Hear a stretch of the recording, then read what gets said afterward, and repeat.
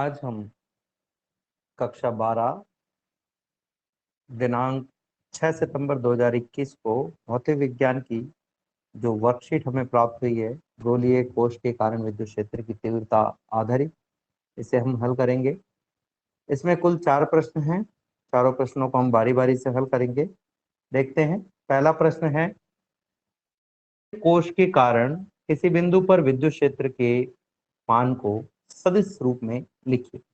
किसी भी गोलीय कोश के कारण विद्युत क्षेत्र की तीव्रता जो होती है, उसका मान गोलीय कोश के बाहर, गोलीय कोश के पृष्ठ पर और गोलीय कोश के अंदर, तीनों ही जगह पर अलग अलग होता है। गोलीय कोश के बाहर इसका जो मान होता है वो E बराबर 1/4 पाई एप्सिलॉन ऑफ नॉट। यदि हम इसके आवेश को Q माने और गोलीय कोश के केंद्र से उस बिंदु की दूरी जिस पर विद्युत क्षेत्र की तीव्रता ज्ञात की जा रही है उसे स्मॉल r माना जाए, तो स्मॉल r का स्क्वायर r कैप। इसकी जो दिशा होती है वो त्रिज्य दिशा में होती है, इसलिए हम यहाँ पर r कैप काम में ले रहे हैं। यदि यही मान हम गोलीय पृष्ठ पर ज्ञात करना चाहें तो गोलीय पृष्ठ पर जो मान है उसमें केवल दूरी का परिमाण बदल जाएगा और जो मान है हमारे पास में वो कुछ प्रकार से आ जाएगा। E बराबर 1/4 pi epsilon of naught Q upon r square r cap. यदि गोलीय कोश के अंदर हम विद्युत क्षेत्र की तीव्रता निकालना चाहें तो गोलीय कोश के भीतर विद्युत क्षेत्र का मान 0 होता है। से 0 होता है यह समझेंगे भी, लेकिन फिलहाल इस प्रश्न में केवल इतना पूछा गया है कि इनके मान क्या होते हैं ये हमें लिखने हैं। तो ये हमने तीनों स्थितियों में अलग अलग इसके मान देख लिए हैं। गोलीय कोश के पृष्ठ पर विद्युत क्षेत्र की तीव्रता, गोलीय कोश के भीतर विद्युत क्षेत्र की तीव्रता है। गोलीय कोश के पृष्ठ पर विद्युत क्षेत्र की तीव्रता 1/4 pi epsilon naught Q upon r square है। 1/4 पाई एप्सिलॉन नॉट को K भी लिखा जा सकता है, Q upon r square as it is रहेगा। इसकी जो दिशा है वो दिशा में होती है, इसलिए हम यहाँ पर r कैप काम में लेते हैं। और अगर हम गोलीय कोश के बाहर विद्युत निकालना चाहें तो इसका मान 1/4 पाई, इसका जो मान है वो 1/4 pi epsilon naught Q upon r का square r cap, modulus of r का square upon into r cap हमारे पास में आता है। अगले प्रश्न पर हम चले तो अगला प्रश्न है हमारा, गोलीय कोश के कारण किसी बिंदु पर विद्युत क्षेत्र की दिशा ज्ञात करने के बनाइए और बताइए कि दिशा क्या होगी। गोलीय कोश के कारण हम जब भी किसी बिंदु पर तीव्रता ज्ञात करना चाहते हैं तो उसके लिए हम गाउस के नियम का प्रयोग करते हैं। और गाउस के नियम का प्रयोग करने के लिए हम मान लीजिए गोलीय कोश के बाहर किसी बिंदु पर विद्युत क्षेत्र की तीव्रता ज्ञात करना चाहते हैं। बाहरी बिंदु ये है, तो बाहरी बिंदु पर जो विद्युत क्षेत्र की तीव्रता की जो दिशा होती है वो गोलीय कोश को केंद्र मानते हुए हम इस स्मॉल r त्रिज्या दूरी पर स्थित बिंदुओं का बिंदु पथ ज्ञात करें तो जो बिंदु पथ है वो एक स्मॉल r त्रिज्या का हमें गोला प्राप्त होता है। और इस गोले के किसी भी बिंदु पर विद्युत क्षेत्र की तीव्रता, गोले के बाहर स्थित किसी भी बिंदु पर विद्युत क्षेत्र की तीव्रता ज्ञात करने के लिए गोले के समस्त आवेश को गोले के केंद्र पर केंद्रित माना जा सकता है, यानी कि एक बिंदु आवेश की तरह कार्य करेगा। और जब ये एक बिंदु आवेश की तरह कार्य करेगा तो बिंदु आवेश के कारण विद्युत क्षेत्र की तीव्रता की दिशा आवेश से बिंदु की ओर, अगर ये धनात्मक आवेश है तो, और अगर ये ऋणात्मक आवेश है तो बिंदु से आवेश की ओर होगी, यानी त्रिज्य दिशा में दिशा होती है। तो इस प्रकार से हम ये विद्युत क्षेत्र की दिशा ज्ञात कर सकते हैं। विद्युत क्षेत्र की दिशा ज्ञात करते समय याद रखनी है कि एक के आधार पर लिया गया है। मान गोले के पृष्ठ पर लेना चाहे तब भी ये जो दिशा है वो त्रिज्य दिशा ही होगी। के भीतर निकालना चाहूं तो गोले के भीतर परिमाण 0 होता है, दिशा अभी भी इसकी त्रिज्य दिशा पर, चूंकि परिमाण 0 होता है उनकी दिशा को डिफाइन नहीं किया जाता, हम यहाँ पर दिशा डिफाइन नहीं कर। अब अगर हम रूप में देखना चाहें तो मान लीजिए आपके पास में गोला है, आप इस तीव्रता ज्ञात करना चाहते हैं तो किसी भी बिंदु आसपास में उपस्थित सभी आवेशों के कारण विद्युत क्षेत्र की तीव्रताओं के योग के बराबर होता है। तो छोटे छोटे भागों में बांट लूं तो इस छोटे भाग को मैं एक बिंदु आवेश मान, इस छोटे भाग को मैं एक और बिंदु आवेश मान सकता हूं। इन सभी के कारण विद्युत क्षेत्र, तो इस पहले भाग के कारण विद्युत क्षेत्र की तीव्रता आवेश से बिंदु की ये विद्युत क्षेत्र की दिशा होगी, जबकि इस भाग के कारण विद्युत दिशा है वो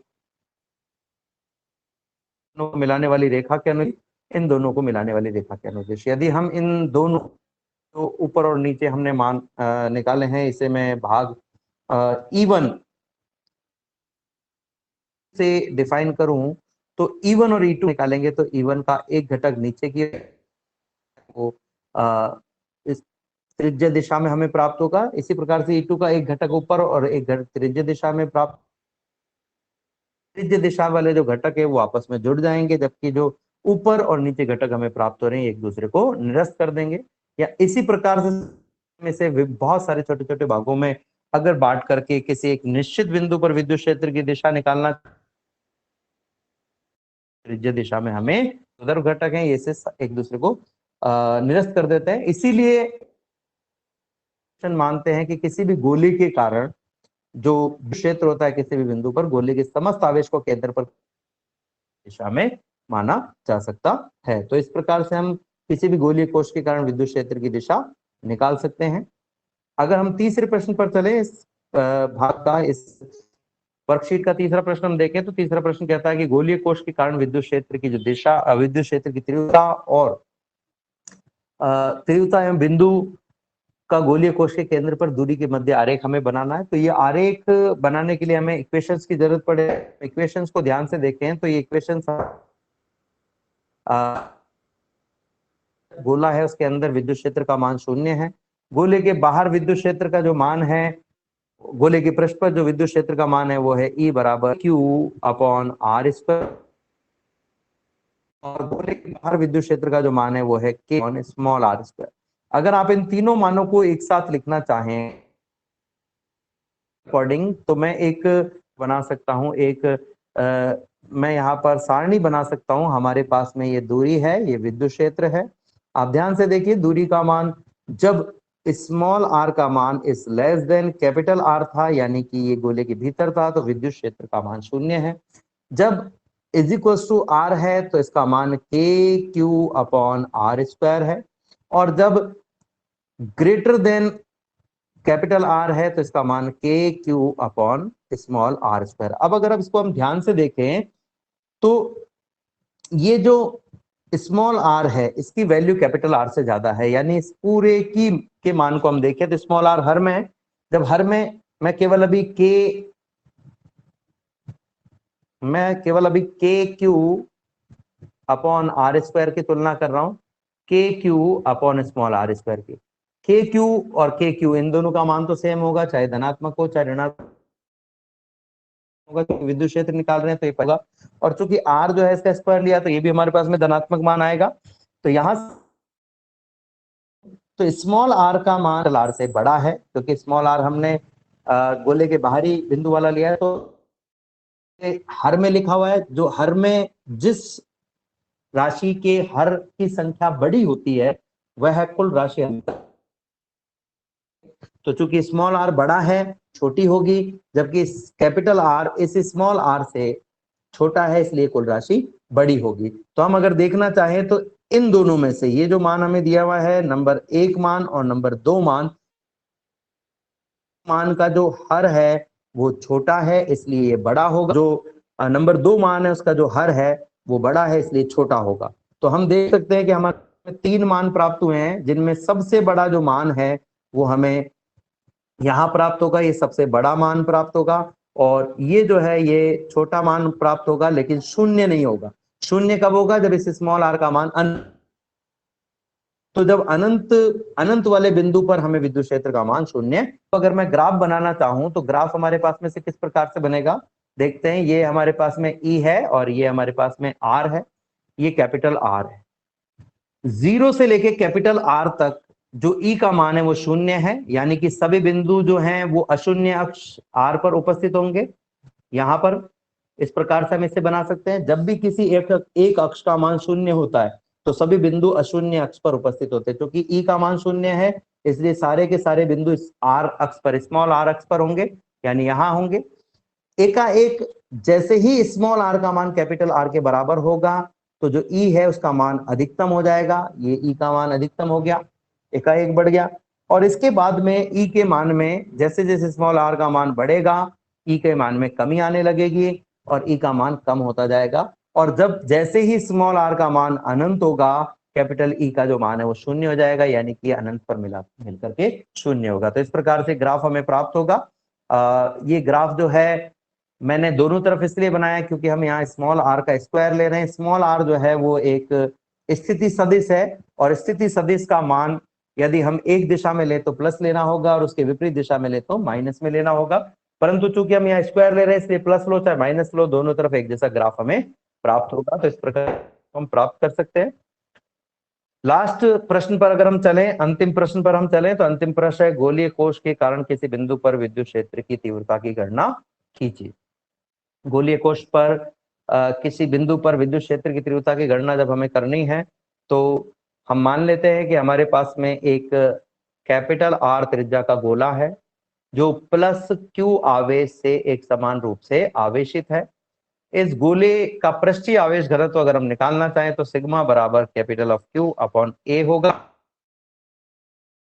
और ए का जो मान है वो इस गोलीय क्षेत्रफल होगा। चूंकि गोले की त्रिज्या कैपिटल आर है और गोले की त्रिज्या कैपिटल आर है तो पृष्ठीय क्षेत्रफल का सूत्र 4 पाई आर स्क्वायर होगा। तो यहां से हम निकाल सकते हैं क्यू बराबर sigma into 4 pi R square. ये हमारे पास में गोलीय कोश का आवेश है जो कि हमने यहाँ पर ज्ञात किया हुआ है, आप देख सकते हैं ये हमने ज्ञात किया हुआ है। इसके बाद में अगर हम गोले के बाहरी किसी बिंदु पर विद्युत क्षेत्र ज्ञात करना चाहे तो ये मान लीजिए आपका आवेशित गोला है, आप इस बिंदु पर ज्ञात करना चाहते हैं जो स्मॉल आर दूरी पर है। ये जो बिंदु है ये इस गोले के चारों ओर कहीं पर भी हो सकता है, सभी दिशाओं में हो सकता है, इसलिए हम इन सभी बिंदुओं को पी बिंदु अगर माने और इसका बिंदु पथ लें तो हमें एक और गोला प्राप्त होगा जिसकी त्रिज्या स्मॉल आर होगी। स्मॉल आर त्रिज्या का एक गोला प्राप्त होगा। इस गोले को यदि हम के रूप में लें तो इस गोले के एक छोटे से अल्पांश से संबद्ध अगर मैं फ्लक्स निकालना चाहूं तो हम सब जानते हैं फ्लक्स डी फाई बराबर हमारे पास में हो जाएगा ई डॉट डी एस। इस बिंदु पर क्षेत्रफल की दिशा इस ओर होगी और विद्युत क्षेत्र की जो दिशा है वो त्रिज्य दिशा में, तो ये दोनों एक ही दिशा में होंगे। यदि ये अल्पांश हम यहाँ लेते तो क्षेत्रफल की दिशा इस ओर होती और विद्युत क्षेत्र की दिशा इसी ओर होती, यानी आप जो डीएस अल्पांश कहीं पर भी ले विद्युत क्षेत्र और क्षेत्रफल अल्पांश की दिशा एक ही दिशा में हमारे पास में आएगी।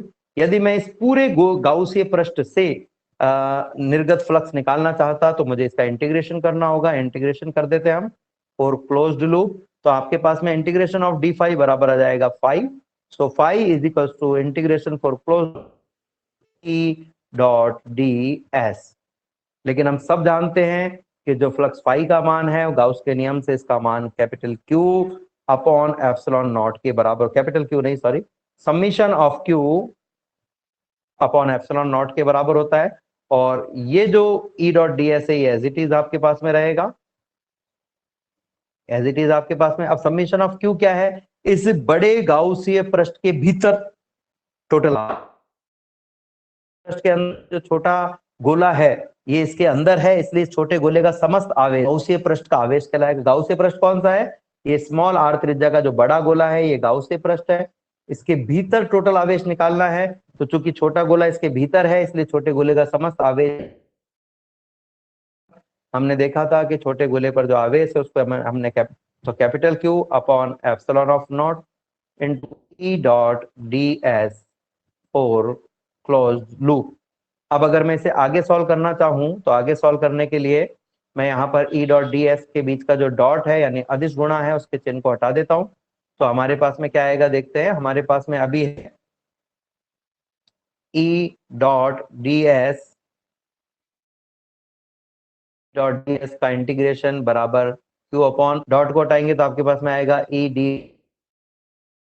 Of theta Q not integration for close loop cos theta में थीटा के हम तो विद्युत क्षेत्र और क्षेत्रफल की एक ही दिशा है इसलिए थीटा का मान 0 होगा, और थीटा का मान 0 होगा तो कॉस थीटा में थीटा की जगह 0 आ जाएगा और कॉस 0 का जो मान होता है वो 1 होता है, तो ये यहाँ से हट जाएगा। आपके पास में रह जाएगा ई डी एस, जहां पर से मैं ई को बाहर ले सकता हूं क्योंकि सभी बिंदु समान दूरी पर हैं और आवेश का मान भी कांस्टेंट है इसलिए ई का मान भी कांस्टेंट रहेगा बराबर Q upon epsilon of not. E जो है वो आवेश और दूरी पर निर्भर करता है और माध्यम पर निर्भर करता है, तो ना ही हम माध्यम चेंज कर रहे हैं, ना ही प्रत्येक बिंदु जो हम P बिंदु ले रहे हैं उसकी सभी बिंदुओं की दूरी समान है, चाहे वो किसी भी दिशा में लिया जाए, और आवेश का मान भी नहीं बदल रहा है, इसलिए हमने E को बाहर ले लिया है। इंटीग्रेशन ऑफ ds का मतलब है ये जो छोटे हमने गाउसीय पृष्ठ पर छोटे छोटे अल्पांश ले रहे हैं, इन सभी अल्पांशों के क्षेत्रफलों का हम योग करें तो जो गाउसीय पृष्ठ है उसका पास में आ जाएगा। क्योंकि गाउस जो है हमने स्मॉल आर त्रिज्या के गोले को माना है, स्मॉल आर त्रिज्या का ये जो गोला है इसे हम माना है, तो हमें क्षेत्रफल भी इसी का लेना होगा। तो आपके पास में आ जाएगा E into 4 pi small R square बराबर Q upon epsilon of naught. इसको चले जाइए, जैसे हम इसे नीचे ले जाएंगे तो हमारे पास में क्या आ जाएगा देख लेते हैं। हमारे पास में जो मान है वो आ जाएगा E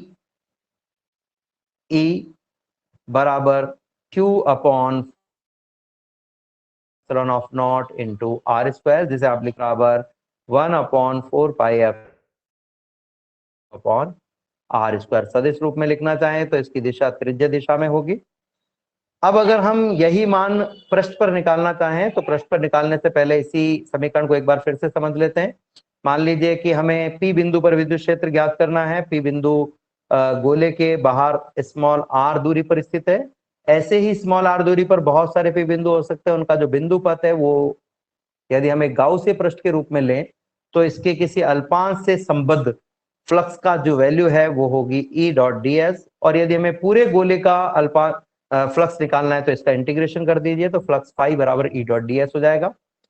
हम सब जानते हैं गाउस के नियम से फाई बराबर होता है summation of Q upon epsilon not, जहां पर समीशन ऑफ Q जिस गोले से संबद्ध फ्लक्स आप निकाल रहे हो उससे परिबद्ध आवेश है। तो चूंकि हम बड़े गोले से संबद्ध फ्लक्स निकाल रहे हैं तो बड़े गोले द्वारा परिबद्ध आवेश हम लेंगे। चूंकि बड़ा गोला जो है वो हमारी एकमात्र कल्पना है, इसलिए बड़े गोले पर तो कोई आवेश है ही नहीं। जो आवेश है वो छोटे गोले पर है। और चूंकि हमें बड़े गोले से संबद्ध आवेश का अभिप्राय यहाँ पर बड़े गोले के भीतर कितना आवेश है टोटल, या बड़े गोले द्वारा परिबद्ध आवेश हमें निकालना है, तो चूंकि छोटा गोला भी बड़े गोले द्वारा ही परिबद्ध है इसलिए छोटे गोले का आवेश भी बड़े गोले द्वारा परिबद्ध आवेश ही कहलाएगा। क्योंकि छोटे गोले पर कैपिटल Q आवेश है इसलिए परिबद्ध आवेश स्मॉल समीशन ऑफ Q का मान कैपिटल Q के बराबर होगा।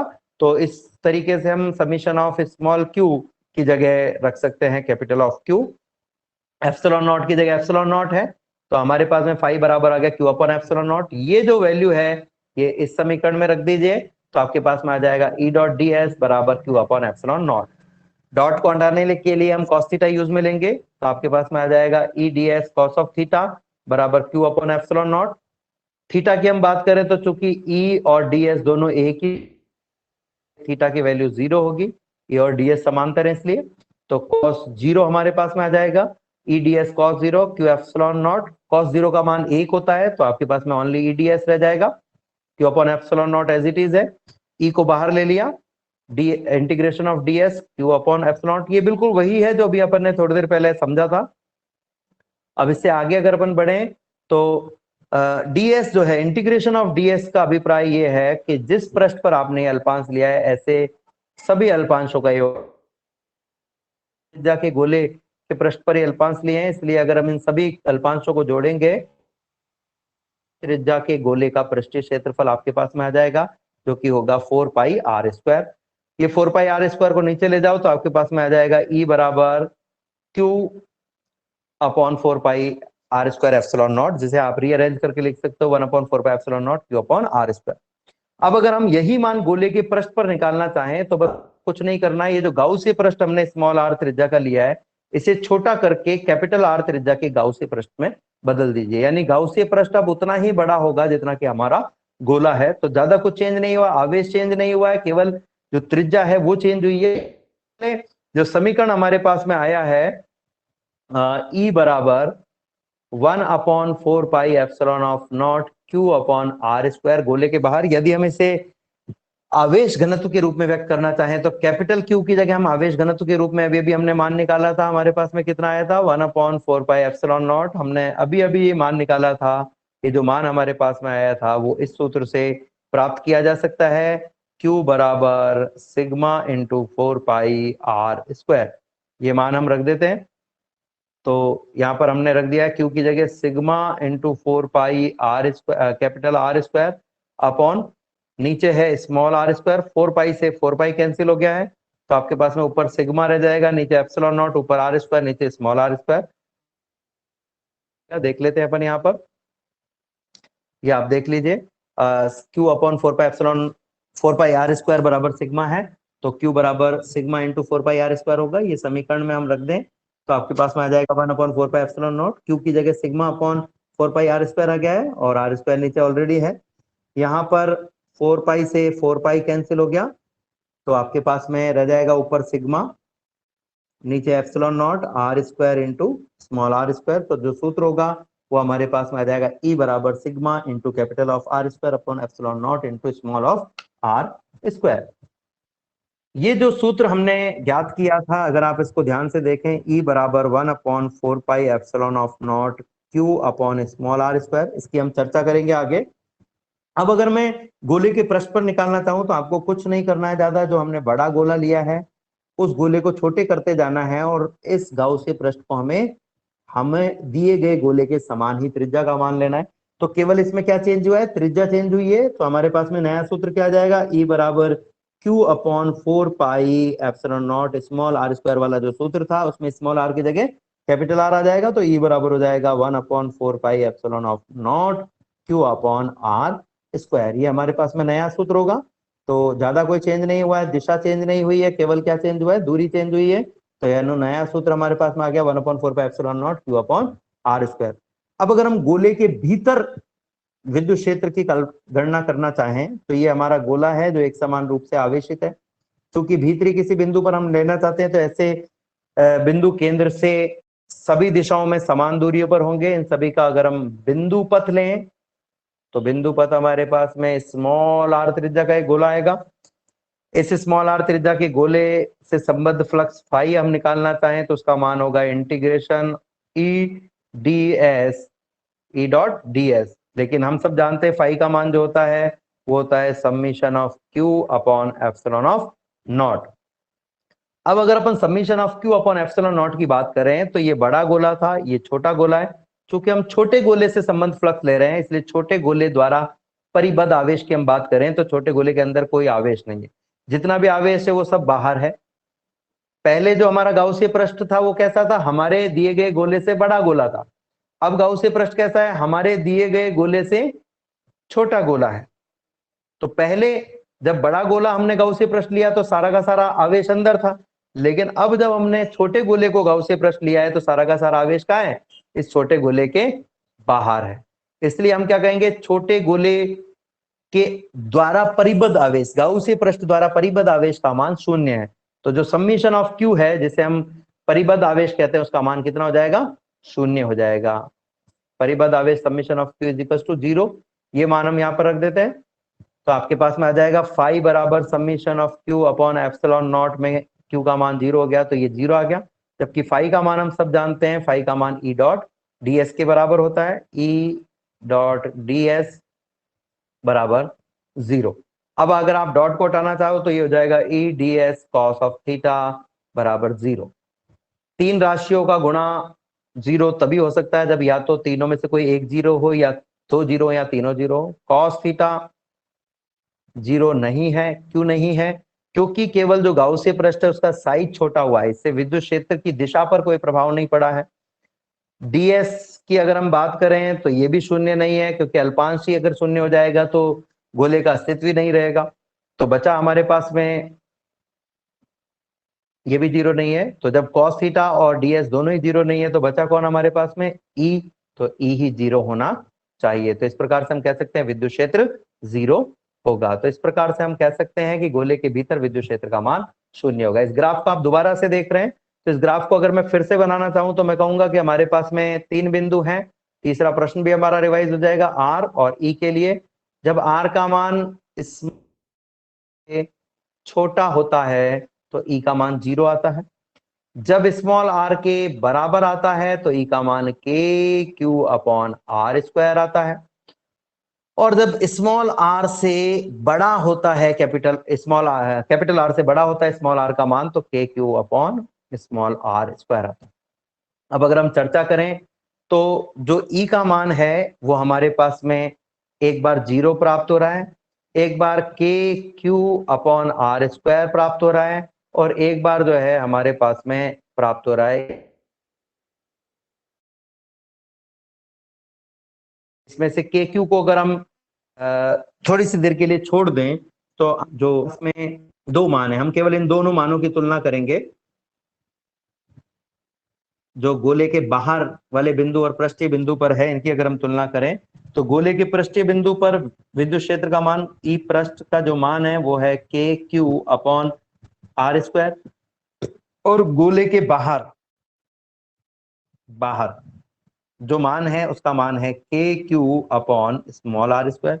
अगर हम डिवाइड कर दें इन दोनों को तो के क्यू से के क्यू कैंसिल हो गया, आपके पास में आ जाएगा ई पृष्ठ बटा बटा ई बाहर बराबर ऊपर 1 अपॉन आर स्क्वायर है, नीचे 1 अपॉन स्मॉल आर स्क्वायर है। ये 1 अपॉन स्मॉल आर स्क्वायर ऊपर चला जाएगा, जैसे ही ऊपर जाएगा तो उल्टा हो जाएगा, और उल्टा हो जाने के बाद में आपके पास में आ जाएगा 1 अपॉन आर स्क्वायर तो ऑलरेडी है, और 1 अपॉन आर स्क्वायर था, ये आर स्क्वायर अपॉन 1 हो जाएगा। इन दोनों को मल्टीप्लाई करेंगे तो आपके पास में आ जाएगा R square upon capital R square. अगर हम दाएं पक्ष की बात करें तो दाएं पक्ष का अंश बड़ा है तो बाएं पक्ष का भी अंश बड़ा होना चाहिए, यानी कि स्मॉल आर का मान बड़ा है तो इसका मतलब पृष्ठ पर विद्युत क्षेत्र अधिक होना चाहिए और बाहरी बिंदु पर कम होना चाहिए। तो हमारे पास में अब 3 मान आ गए हैं, होंगे सारे पॉजिटिव ही। 3 मान आ गए हैं। पहला मान हमारे पास में है ई बाहरी बिंदु पर, तो इसका मान कम होगा लेकिन होगा पॉजिटिव।